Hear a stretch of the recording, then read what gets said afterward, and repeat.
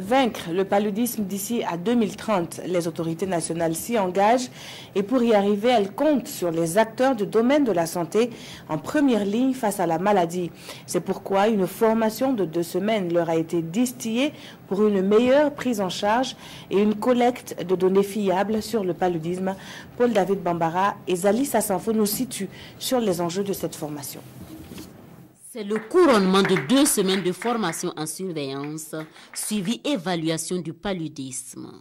Une formation pour se donner les moyens de vaincre d'ici à 2030 la première cause d'hospitalisation, de morbidité et de mortalité au Burkina Faso, le paludisme.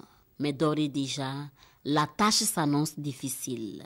Au premier semestre 2018, plus de 3 millions de cas de paludisme ont été enregistrés avec 1075 décès. Mais les premiers responsables de la santé ont foi qu'avec des acteurs formés, compétents et des politiques, le défi peut être relevé. Pour vaincre la maladie, il faut faire une stratification au niveau national et faire en sorte que, en fonction des zones de transmission, on puisse adresser les interventions de manière spécifique. Et tout cela ne pourrait bien se faire qu'avec du personnel formé en matière de surveillance, de suivi et évaluation des programmes de lutte contre le paludisme. Et c'est ce que nous venons de faire.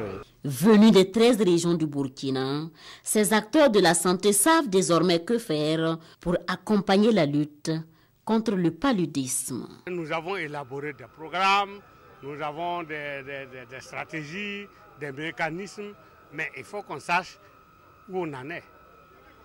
Est-ce qu'on a avancé? Est-ce qu'on a reculé? Qu'est-ce qu'il faut faire pour améliorer la situation? Toutes les connaissances acquises ici vont être transmises à d'autres acteurs de la santé pour une vulgarisation des moyens de lutte contre le paludisme et pour une intensification de la lutte.